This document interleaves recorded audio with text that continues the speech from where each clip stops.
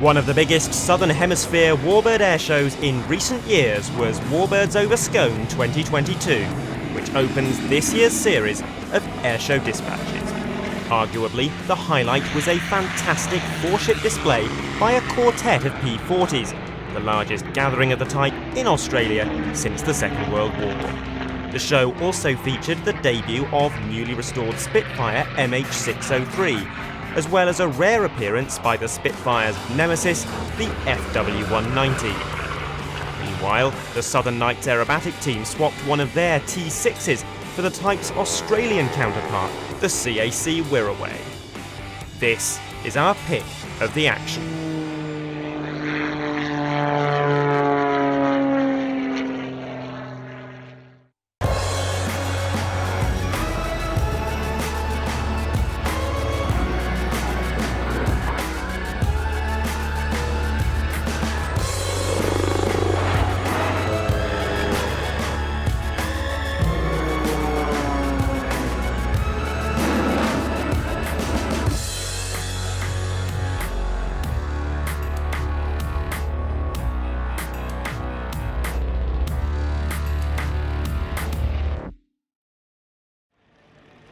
Hello and welcome to Warbirds Over Scone, one of the biggest warbird-themed airshows in the Southern Hemisphere in the last few years, and also our very first event of Airshow Dispatches Series 5. Despite the weather, which certainly posed a challenge both during the arrival days and during the airshow itself, we still enjoyed an extremely high-quality flying display, and we'll be bringing the highlights to you over the next half hour. The first aircraft we'll look at is Chris Mayer's FW190A8. The aircraft was restored to flight in Louisiana in 2011 and was brought to Australia 4 years later, becoming the only airworthy aircraft of its kind in the country.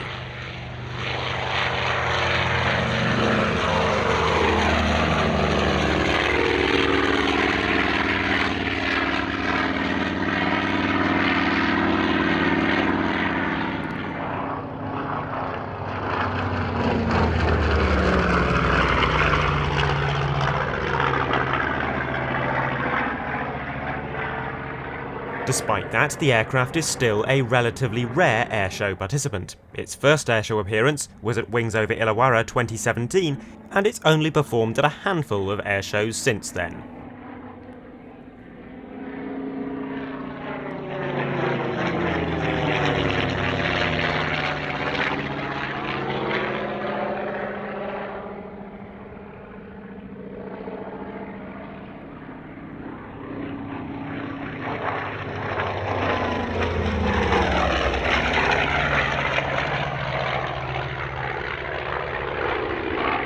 Although the FW190 originally lost the competition to be the Luftwaffe's main fighter aircraft to the Bf109, the FW190 quickly proved to be equally capable and even more versatile.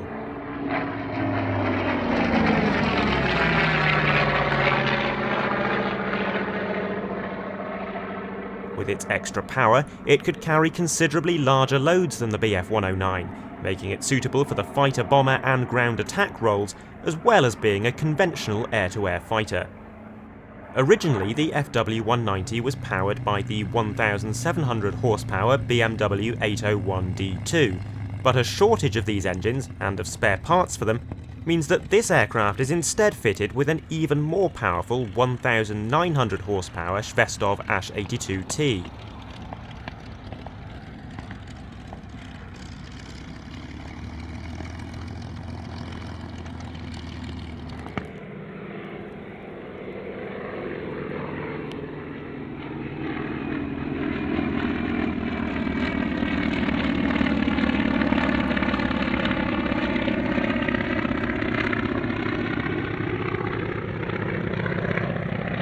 The next aircraft we'll look at is the CAC Wirraway. In the lead is Paul Bennett Airshow's CA3 Wirraway Mark II, followed by the Caboolture Warplane Museum's CA16 Wirraway Mark III.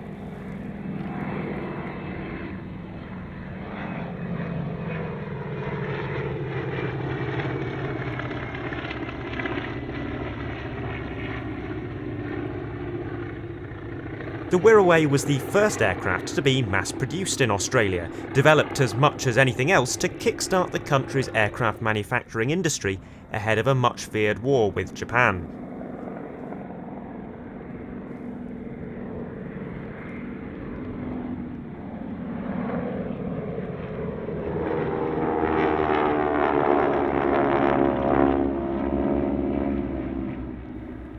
The Mark II Wirraway also joined up with the Southern Knights Aerobatic team, flying in the slot position. The Southern Knights were formed in 1997 and usually perform with 4 T6 Harvards.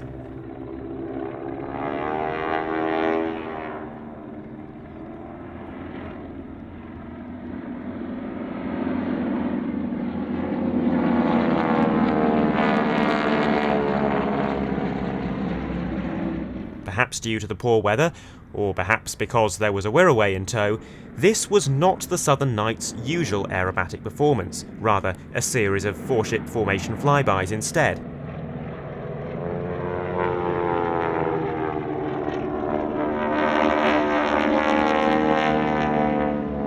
But nonetheless, it was an interesting opportunity to directly compare these two aircraft types, which both come from a common ancestor, the North American NA-16.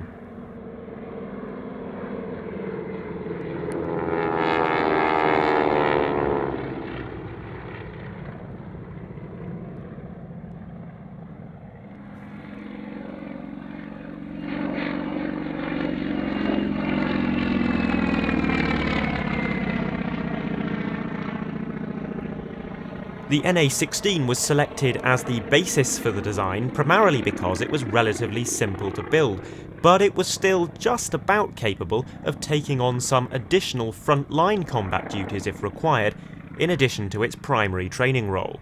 Indeed, the Wirraway has one air-to-air kill to its name, and it also saw use as a light bomber.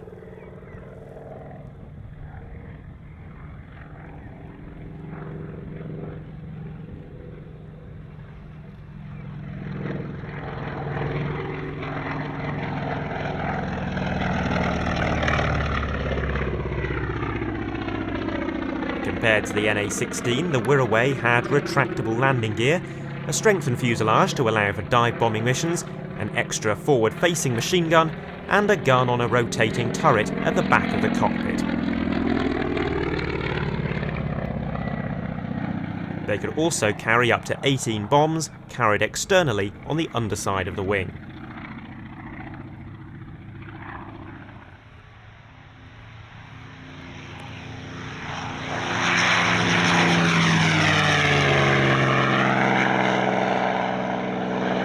Warbirds Over Scone 2022 brought together a pair of Mustangs, 100 Squadron RAAF CA-18 Mustang Mark 23,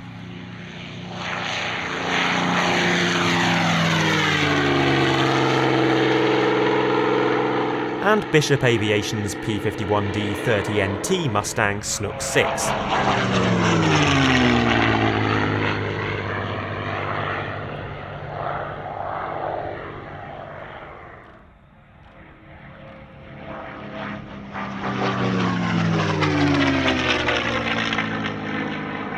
100 Squadron is the Royal Australian Air Force's relatively new heritage unit, which has taken on a number of airworthy warbirds from the RAAF Museum and the Temora Aviation Museum. At Scone, the CA-18 flew with another aircraft from that organisation, a Spitfire Mark 8.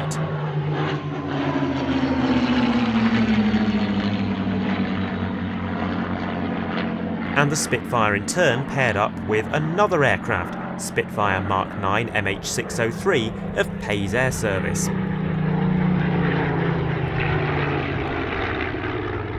MH603 is Australia's newest Spitfire, and it was restored at Scone by Vintage Fighter Restorations.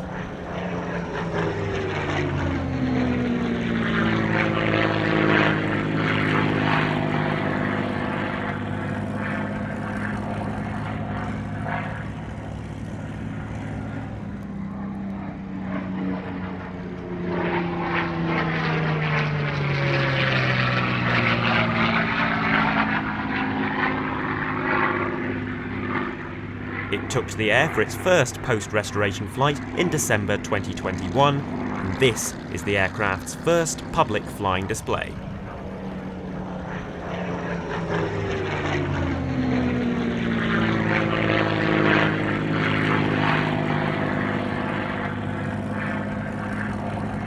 Now we have one last aircraft duo, a pair of T-28B Trojans, one from the Kabucha Warplane Museum and the other from Paul Bennett Airshows.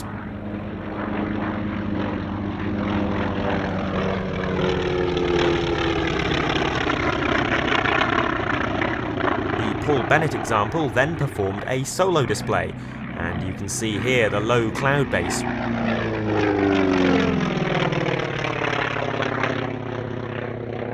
In fact, due to the low cloud and rain, the second day of the show was cancelled entirely, and all of this footage comes from the Saturday.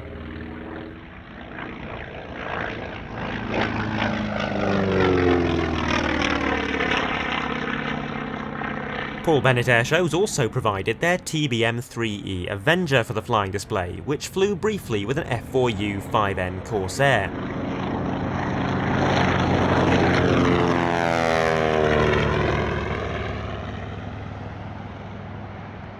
The Paul Bennett fleet is a fairly common sight at airshows across eastern Australia.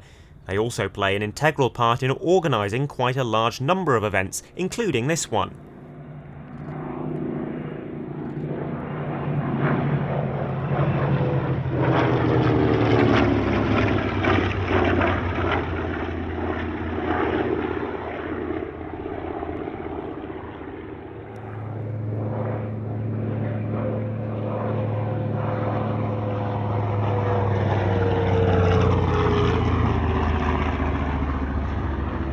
And in addition to their air display services, they also offer flight training and pleasure flights in aircraft such as the Yak-52, Wirraway and Avenger.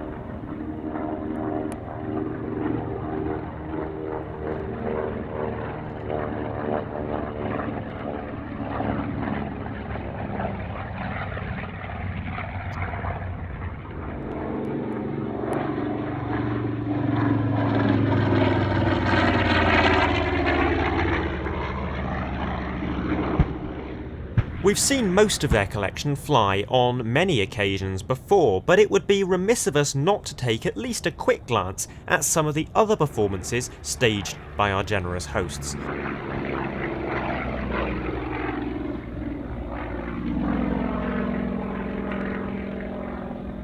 Here is the Yak-52, a competition aerobatics and intermediate level training aircraft which first flew in 1976. It was for a time one of the foremost aerobatic aircraft in the world, and its single-seat version, the Yak-50, has 2 World Aerobatic Championship titles to its name.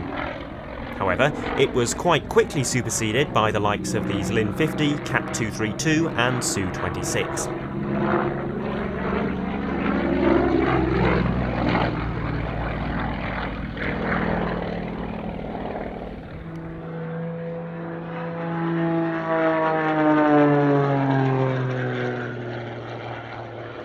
This is Glenn Graham flying the most recent addition to the Paul Bennett Airshows fleet, the Edge 540 version 2. It replaces the group's very familiar Rebel 300. The two aircraft are very closely related and have a lot in common, but the Edge is generally considered to be the more advanced of the two. Most famously, the Edge 540 is the main aircraft used in the Air Race World Championships, formerly known as the Red Bull Air Race, and the type holds almost every World Championship title in that sport.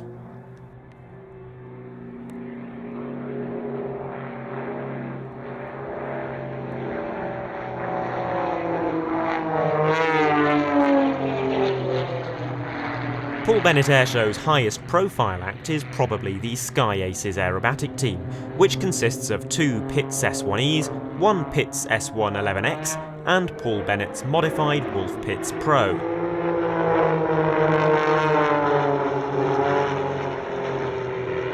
You wouldn't know from looking at it, but the Pitts first flew in 1944. The S1S and S1E are a 1960 design, with more advanced wings than the original aircraft.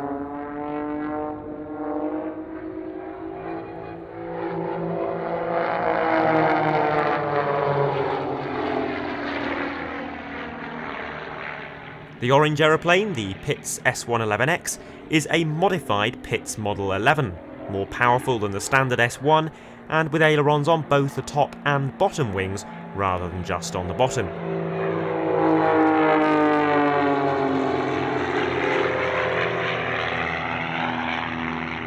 The yellow aircraft flying in the lead is the Wulf Pitts Pro, which was developed from the Pitts S1S, but almost every element of the aircraft, including the wings and fuselage, has been substantially redesigned. It has an even more powerful engine and a roll rate of 360 degrees per second.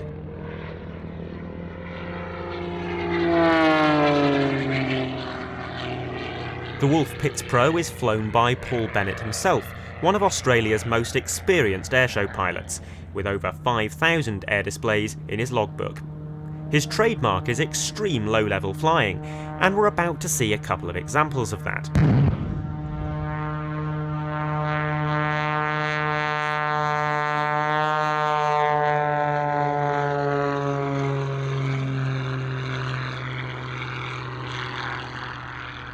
And now, his latest party trick, a low fly past underneath a motorbike jump.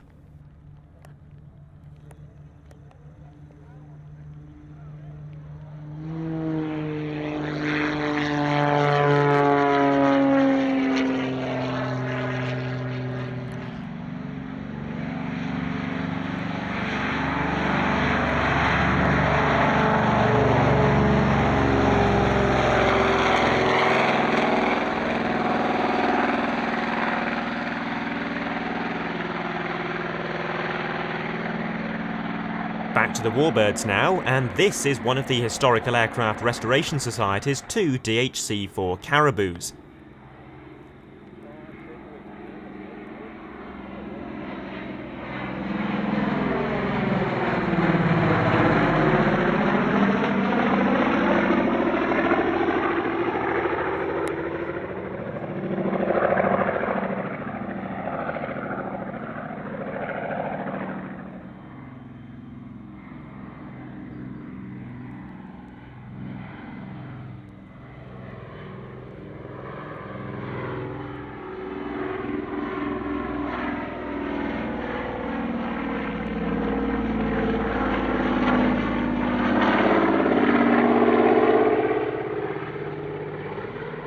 The Caribou replaced the C-47 Dakota in RAAF service and was a major step up for the Air Force's airlift capability. As well as having a considerably higher payload than the Dakota, the Caribou also has quite exceptional short takeoff and landing capabilities, able to operate from runways of just over 200 metres.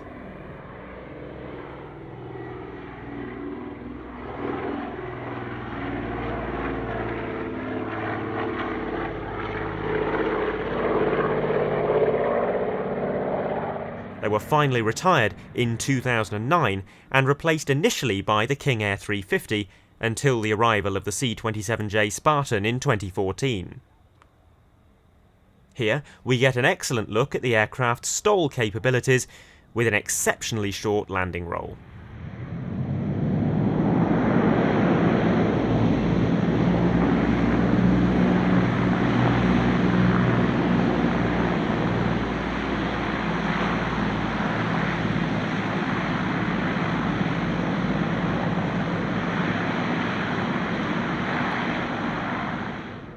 We'll look at one more aircraft from 100 Squadron RAAF now, the world's only airworthy Lockheed Hudson.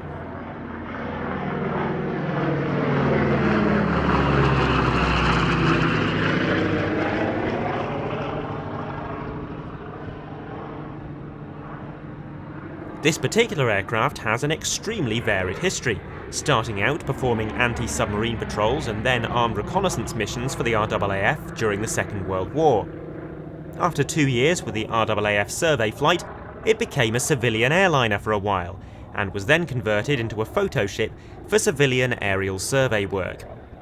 The aircraft was bought by a private owner in 1976, and was painstakingly restored to its original military specifications, in which it remains today.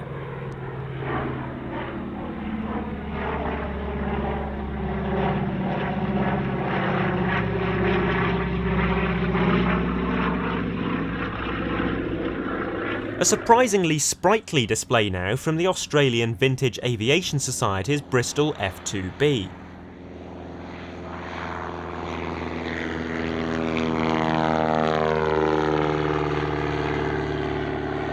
Originally intended as a reconnaissance aircraft, the Bristol F2B had fighter-like performance and quickly found success in the air-to-air role.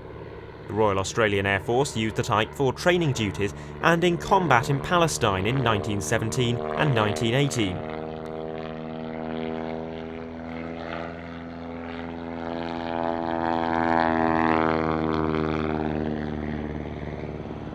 A modified civilian version, the Bristol Tourer, was also flown by the famous Australian aviator Sir Charles Kingsford Smith.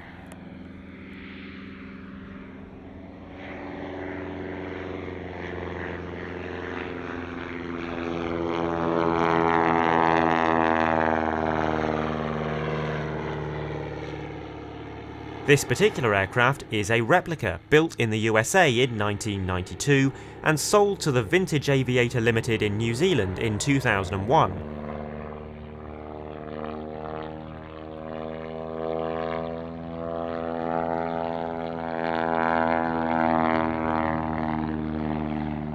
The aircraft was brought to Australia to participate in the Australian International Airshow 2015, and it's never left, now being operated by the Australian Vintage Aviation Society, which is Australia's only collection of airworthy First World War aircraft.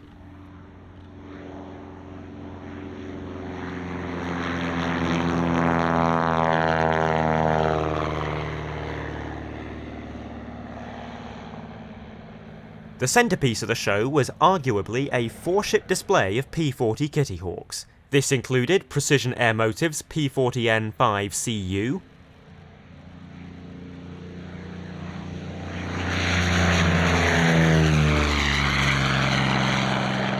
Pays Air Services P-40F1CU Pee-wee,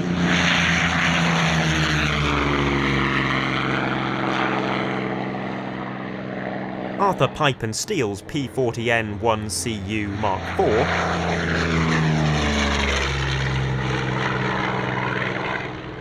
and Pays Air Services P-40E Mark 1A.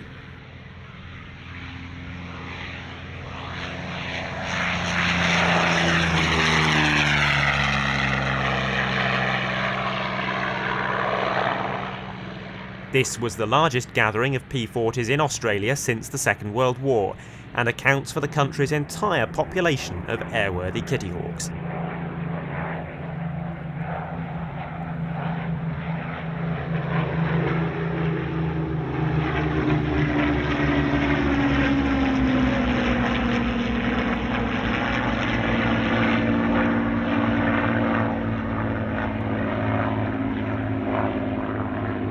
So enjoy uninterrupted the sound of 3 Allison engines and 1 Rolls-Royce Merlin as we enjoy this magnificent performance.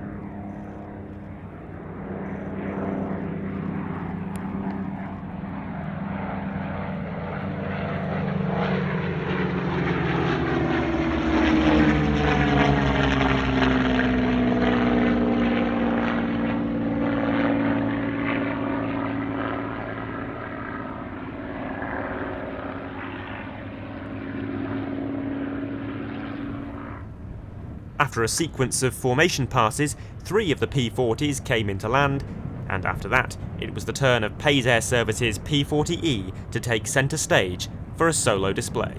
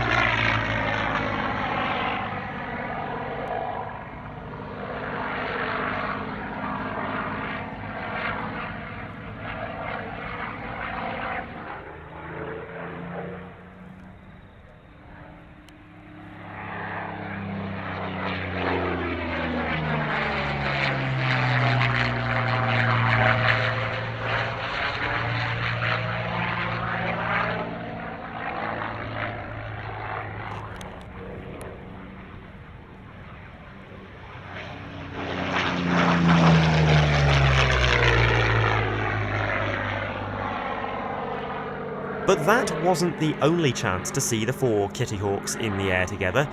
Just like the Hunter Valley Airshow that we featured last year, Warbirds Over Scone concluded the flying display with a fabulous balbo featuring many of the participating warbirds.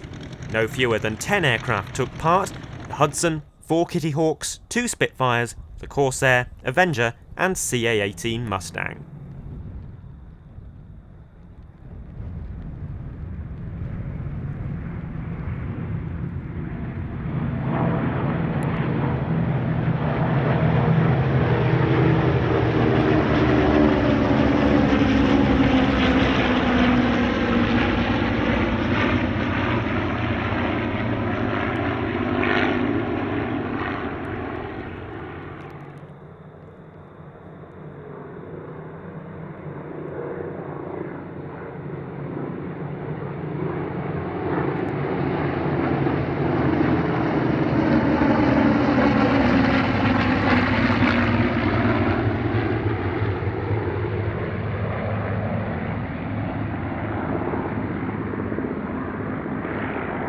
With that, we conclude our look back at Warbirds Over Scone, a fantastic opener to the 5th series of Airshow Dispatches.